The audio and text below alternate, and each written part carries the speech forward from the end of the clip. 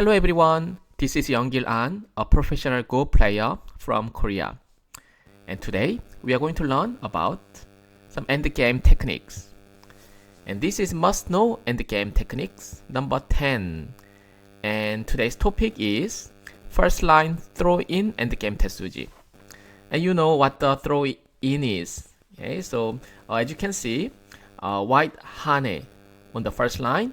And how do you respond? And that's what we are going to study about. So let's begin now. The first one, let's have a look at A first.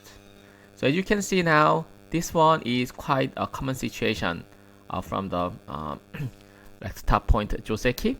So black pins are at on the left side and the white jump into the corner, and then you will see this sort of variation now. And now the situation is white just hane underneath, like the marked stone. What do you answer now? So normal answer should be just blocking here now, and then white connect and black connect. That's it. What's the problem? You may say, oh, no problem with that, right? But now the problem is white doesn't have to answer, and then there's nothing black can do now. For example, even if black can play like number 1, white can block, and number 2, nothing black can do. So it's already white territory. So then how can you reduce more of white territories? So what you can do is you can throw in now. If I captures, black can turn, and now later on you can always play A, and white has to answer at B. So that's the right answer. If white doesn't answer, for example, if white goes there, and then black can go, and now if white answers here now, white cannot do anything. But if white doesn't play again, then now you can push again, and Atari, and this is going to be a co-fight. So white cannot play like this. And the other way is white can also push through and connect, but after that white has to come back.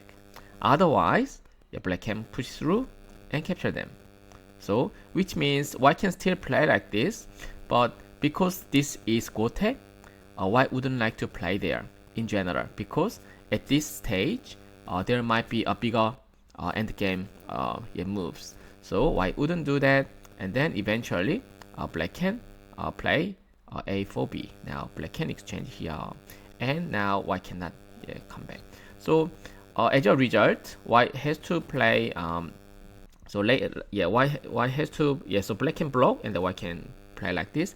And then compared to the first variation, like this, this one is about more than 1 point better, 1.5 points around. So this is actually better for black. So that's the right answer. So let's have a look at B now. What do you do for B?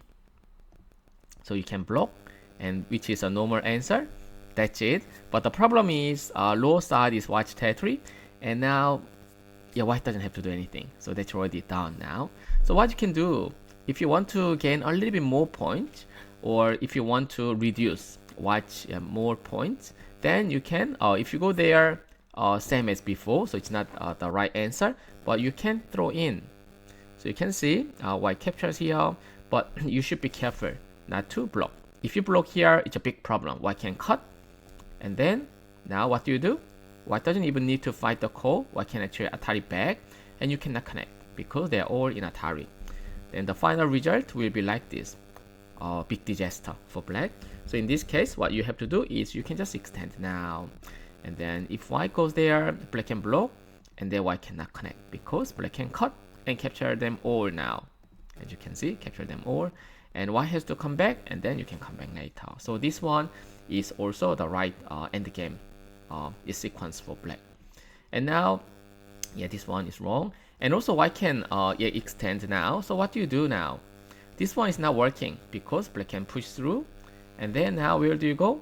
If you go there, that's wrong because white can keep on going, and now white can survive because you cannot go there since white can capture.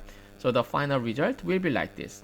So as you can see, black's corner territory is shrinked now. It's quite small. So what you can do instead is you can attach here. So instead of Atari on the top, you can attach, and which means white cannot run away. White can keep on going, but at the end, white has to come back, and then white cannot connect there, which means you can capture everything. So as a result, white cannot connect there, but you can capture them back, so black doesn't lose anything. So in fact, this is actually good for black. So that's the right way. And then if I capture here on the way, same thing, black cannot tarry here, and still white cannot connect. So that's the point. So that's why from the beginning, white has to capture, and black extends, and that's it. And then later, whenever white goes around here, then black can block. So that's the right sequence. So now let's have a look at the next one. So see now, white just harness underneath, and what do? Same thing, right? So black can block here, but then it's too easy. But now they're all white's territory, and then white doesn't have to play another move. Okay. So if that's not the best, what you can do? Yes, right. You know that what to do. You can throw in now, and if white extends here, now you can attach, and even if white keeps on going, eventually white cannot connect there. So if I connect, then you can capture. So white cannot do. So which means black can capture them back. So they are all in vain. So white can't play like this way. And so now that's the right way. And also, and if white just captures here and then just extend now, and that's it. Okay. So white can't play like this because black can capture. Okay. So that's it.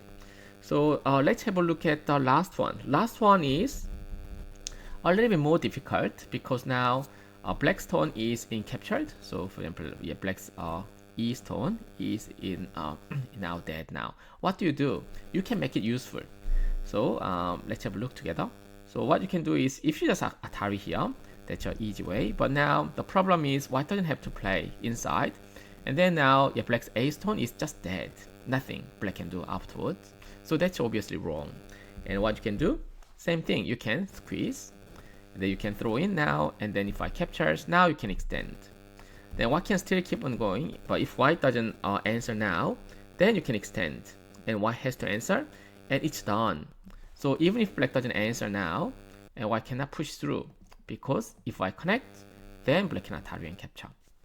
So that's it. And in this case, if white extends, then that's actually possible. Black can block. And if black extends here, white can cut. And this is kind of a complicated variation. But looks like white can still get more liberties. And black might be in trouble.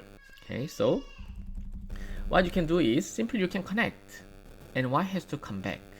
And that's good enough. Because, okay, black loses a little bit points, but black has center. So in this situation as well, so white tried to get center, but because white didn't get center, now it's black's turn, and then that's more valuable than saving a few points. So that's the right way. So then so now if white extends here, what do you do then? So you can attach, and then if white goes there, it's the same as before. I said white has to come back, so this is fine. And if white extends now, then this is greedy, too greedy, so it's not working. So I will show you why it's not working. So black can Atari here. So in this case, if you Atari now, they are in trouble because black's number 1 stone is in danger. So you always have to support your weaker stone. So in this case, this one's first line stone is weaker. You have to Atari and keep on going. Again, this is wrong direction, and black will be in big trouble now. Okay, black cannot just stop white. So black has to block. And eventually white can capture, but black can Atari. And then the problem is white cannot connect there because black can extend, and they are all dead now. Okay, so which means white has to come back, but now they all became a bad exchange. So white can't play like this. So as a result, what white has to do is white can simply capture, and black goes there. And again, this one is a bit risky because white can cut, and whenever white has more core threats, the white can cut and try to fight the core fight. Okay, so if you just go there, that's easy. And again, if you jump here, then white can extend down, and then actually black lose some points. So even if it's not a good shape, you might not like this sort of empty triangle, but it doesn't matter. Actually, in the end game, the shape is not really important. In the opening and the middle game, the shape is rather important. But in the end game, you have to find the more efficient way or the better way for taking more points. Okay, that's a tip. Okay, that's it for today. So now in this case, as you can see, whenever white has some weaknesses after this, for example, now white has some weaknesses in the corner. So now there's a cutting point. Yeah, so there's a black cut stone, and there's a cutting point there. And also now black has some liberties here, and also now there's a E stone now. So then in that case, you can throw in, and then you can reduce more of your opponent's points. Okay. And furthermore, if white is greedy in that situation, then you can gain more points. Okay. So that's it for today, and I hope this one is still useful for you and helpful, and I hope to see you again next time. Thank you. Bye.